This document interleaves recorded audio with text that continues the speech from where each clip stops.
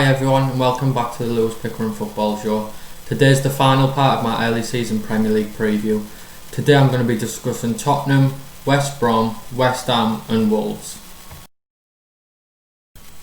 So let's start with Tottenham Hotspur. At the end of the 18-19 season, Tottenham Hotspur just finished fourth with Mauricio Pochettino in charge. They'd also just been beaten in a Champions League final. At the end of the 19-20 season, they've got Jose Mourinho in charge. They've just celebrated finishing 6th after a draw at Crystal Palace. The scenes at the end was them celebrating a position of 6th. And I think the success that Tottenham have had over the last few years, I don't think the Tottenham fans would appreciate celebrating scraping a 6th place finish on the last day of the season. Tottenham's key player is obviously Harry Kane, the captain. 18 goals in the Premier League again last season. It's been touted that he actually might move on from Tottenham this summer, and I think it'd be a disaster. Obviously his goal scoring record in the Premier League is phenomenal. I think if Tottenham have got any chance of trying to break back into the top 4, they can't sell Harry Kane. There's not another striker in world football that Tottenham could bring in to replace Harry Kane. So Tottenham have done a little bit of business already this summer. Joe Hart's coming in on a free transfer as a backup for Hugo Lloris. I think it's a good sign and good squad player, good player to have around the changing room. And the other player they bought in is Højbjerg from Southampton. I thought he had a very good season for Southampton last season, but I don't see him as a game changer. I think Tottenham need a real game changer in centre midfield. And Ndombele just didn't do it last season, and I hope for the Tottenham fans that in the second season he shows what he's capable of, because when he was at Lyon he was an absolute tank in centre midfield, bossed it, and I hope for Tottenham fans he comes good next season. And Tottenham have just lost Jan Vertonghen on a free transfer to Benfica. I think it's a big loss. I think Vertonghen's a solid centre half. He's done it in the Premier League for years, and I think he definitely needs replacing. It only really leaves him with Sanchez and Alderweireld as 2 Premier League experienced centre backs, and they definitely need improvement in that area. Overall, with the Europa League coming into Tottenham's season next season, Thursday, Sunday, it's a gruelling schedule. For me, I don't see them breaking into the top 4, and I think they might be challenged for the top 6. So West Brom are back in the Premier League after a 5th promotion. Scraped it in the end. They had a good season, but they didn't win in the last 4 and only got promoted after Brentford failed to capitalise. I think Slaven Bilic is a good manager. I think where they might struggle next season is they've lost a few players that they had on loan last season. One of the players that West Brom had on loan last season was the key player for me, was Matheus Pereira, who was on loan from Sporting Lisbon. He ended up playing 42 games in the Championship last season. I thought he was a very good player, very creative midfielder. They've managed to make that transfer permanent. I think it's a great permanent transfer. I was quite shocked someone higher in the Premier League didn't take a punt on him, to be honest. I think after having one season in the Premier League, he might get a bigger move. The thing for West Brom though, another 3 players that they had on loan have gone back to their parent clubs. Dean Garner on loan from West Ham, I thought it was a great signing. I thought he might break into the West Ham team last season, but he got sent out on loan to West Brom. I think he'll go back to West Ham and he'll play a lot of first team football next season. The centre midfielder Krovinovic on loan from Benfica, creative midfielder, he's now gone back to his parent club. And Callum Robertson, the striker, can also play left or right mid. He's gone back to Sheffield United, his parent club. I think West Brom definitely need to add depth into midfield after losing them 3.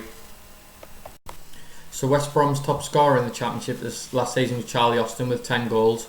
Charlie Austin's been in the Premier League before, 34 goals in 106 games for a player who's played mainly for relegation teams or bottom half teams. I think it's a great record, 1 in 3. I think he could still do a job in the Premiership, but I don't think he's the striker that's going to fire them to safety. For me, I'd look at someone like Ollie Watkins, Brentford. I think he'd be a perfect sign for West Brom if they could go get him. I think he's fast, can play on either side, and he would add a different dimension to West Brom. Overall, I think West Brom are going to struggle this season. For me, the main tip to go down. Sorry, Baggy fans.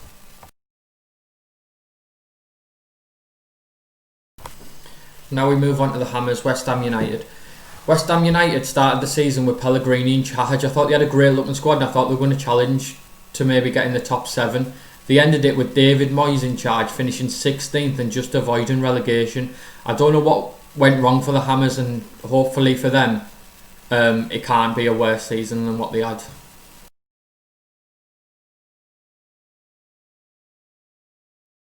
The shining light for West Ham in a struggling season was obviously Mikel Antonio. Right back, right midfield, just behind the striker, and finally now up front he's proven his worth. I think he looked perfect up front, pacing behind, good in the air as well. He was the top scorer in the Premier League after lockdown. I'm for sure that he'll be given his place as a striker next season.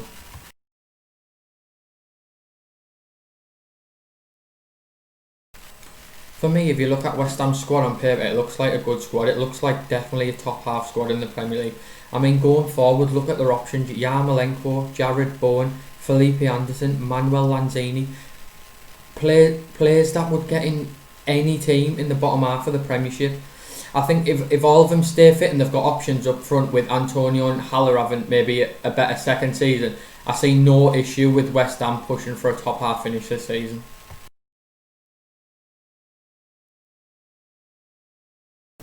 And finally, last but not least, we move on to Wolverhampton Wanderers under Nuno Espirito Santo.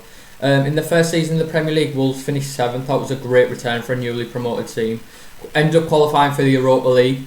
I thought with second season, with the Europa League Thursdays, Sundays, I thought they might struggle. Not struggle as in relegation terms, but struggle to have the same form as they did in the first season. I think the squad's pretty thin, but they didn't have many injuries and that helped them. But I was really impressed. They managed to finish 7th again.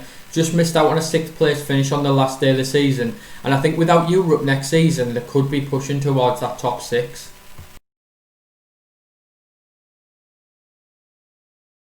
Wolves' best player for me is Raul Jimenez. Plays that centre forward role absolutely perfectly.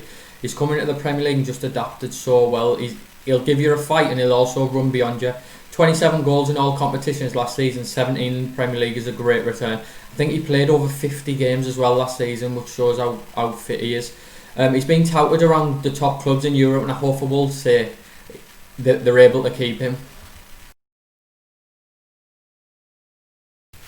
The thing that really helps Jimenez and Wolves is the two wingers, Jota and Traore, both pace, power and get Wolves up the pitch. Obviously Traore is a bit raw, but I think this season he's finally started to find his delivery, his final ball. He looks like an absolute world beater and he could go on to play for anyone he wants in world football.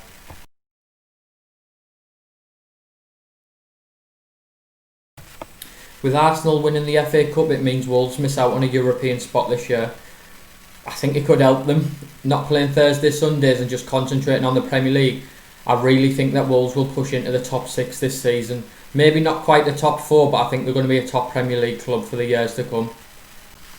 So that was part 5 complete of my early season Premier League preview, and that's the series complete. I hope you enjoyed it. It was just a little video series to get my channel started. On my channel I've got plenty of ideas. I've got a brother v brother series with my younger brother, and we're going to do predictions for the season coming up, and there's going to be a big forfeit at the end. Also, I've got my fantasy video coming out next week. Burnley, Man United, Aston Villa and Man City obviously don't play in the first week. How's that affecting your fantasy? Are you just leaving players in for the first week, or are you going to do your wild card second week? I've heard people talk about that. Anyways, my fantasy football video will be up next week. If you like the videos, hit like and subscribe. It really helps my channel, and I'll see you next time. Bye.